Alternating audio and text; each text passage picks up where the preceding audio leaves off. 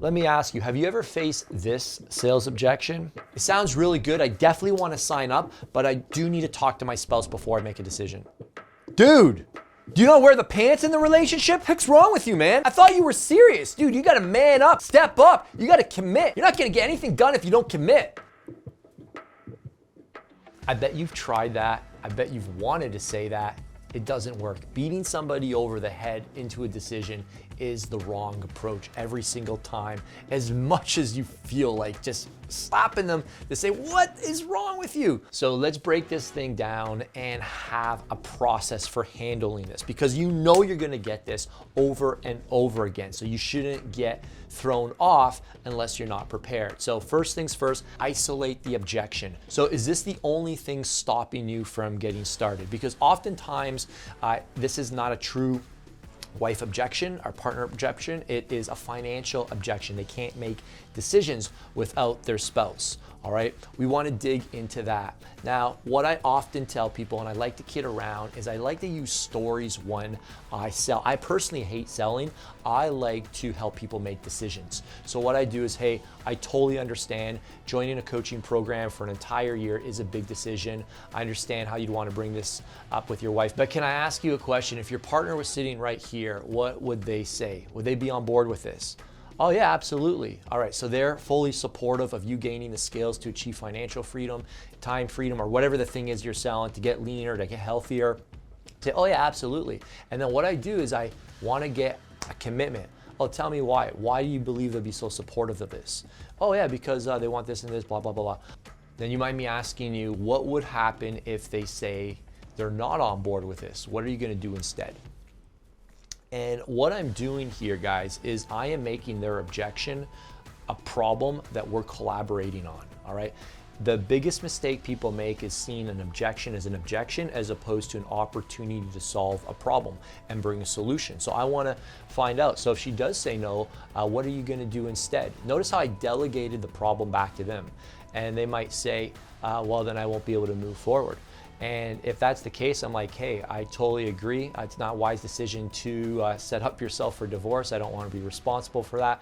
And with that delegation back to them, I might say, so how do you want to proceed? And they might say, well, you know what, can we set up a call with my spouse? And I will say to that, absolutely. Would you feel it's reasonable to get a small deposit to show that you're serious about moving forward? And almost 99% of the time, they'll say yes. You take a deposit, set a time to bring the spouse on the call. So that is one way to handle that objection. A more direct way to handle I need to talk to my spouse is this, and I'll give you the language pattern, and then you want to make it your own. So I'll say something like this. Hey, I totally understand. You always agree first and foremost, right? I fully agree. It's wise to talk to your spouse before making big decisions. This is a big coaching program. This is a 12-month commitment. We are going to be working together for the next 12 months. See how I'm using assumptive language as well? All right, I'm not letting that objection push me off. We are going to be working together for the next 12 months. But before you had the call today, let me ask you, I assume that you spoke to your wife about what you were doing today, and that if it was a good fit, that this would be the right decision for you and your family. Am I still right about that? Nothing has changed? Awesome. So let me ask you, if I were to give you the 3 magic words that you could go home and share with your wife so that you could get started today and so that you can be the hero to you and your family, would you want to know those 3 magic words? And there you've really lightened the mood. They're like, what are the 3 magic words? And I share a story from my past when I had to ask my wife about a $50,000 investment that I made after I made a previous $50,000 investment that I got screwed over on. So I was scared to spend money, and I don't have to get my wife's permission to go buy her a Christmas gift or a birthday present. So the whole, I need to talk to my wife before I spend money, it is quite a bit of a smoke screen. And I know that's a smoke screen for most guys. And the real root issue is that there's a lack of trust in themselves. So in order to overcome this objection, what the 3 magic words are is, after I ask them, would you like to know the 3 magic words to make the decision right now?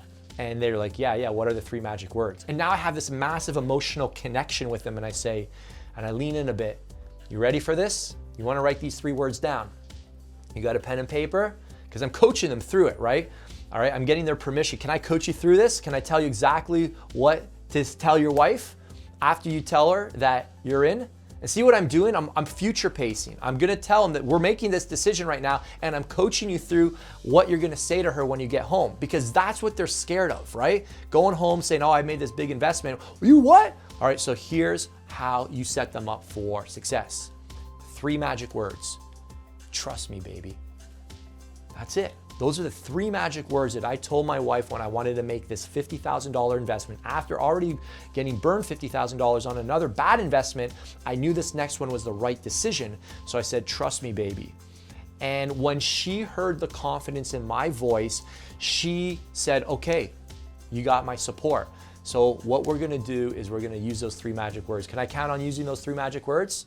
All right, awesome. You ready to make this happen? Heck yeah. And I always give them a thing to say to make it a fun yes. We in? Yes? And then they say, yes, let's do it. Boom, and it's done. All right, so that's another fun way to handle the, I gotta talk to my spouse objection. And the 3 magic words works like a charm, because every man also wants to be able to come home to his wife and say, hey, I made an amazing decision for our family, but he's afraid of what she might say. And it's because they don't trust themselves. So this is an opportunity for them to trust themselves, because they've already said everything is good. And that is the real objection. They're fearful of the response. All right, because we all know men don't have to get their wife's permission to go spend money on a Christmas present or a birthday present or to take the family out for dinner. It's because the man is afraid of failure. So we have to make sure the man is on board with owning the decision and trusting himself, so he can go to his wife and say, trust me, baby. And that's how you get the deal done without having to set up a second call. You might have to set up a second call. There's nothing wrong with that. But I also like to say, hey, if there's a bit more resistance, I say, hey, let's be the hero today. Your wife doesn't want to get on the call for another hour and hear all this. And the reason I'm confident saying that is because I used to have guys bring their wives on the call. And this one time, so funny, I won't name the guy's name, but he looked at his wife when I did the whole freaking presentation again, and she said, you decide, it's your future, it's your money. And I'm like, oh my gosh, that was so embarrassing.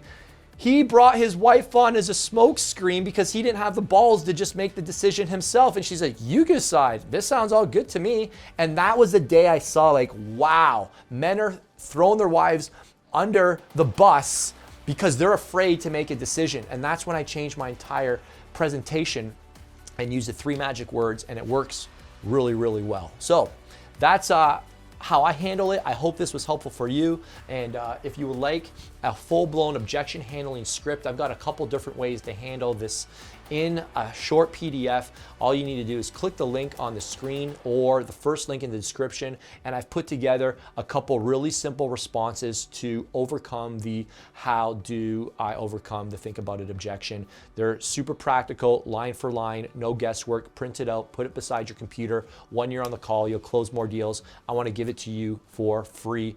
Just put your first name, best email, cell phone, and we'll text it to you immediately so you can use it literally within seconds. All right, do that right now while it's free. Thank you so much. Let me know what I can cover in future videos, and we'll talk to you soon. Ciao.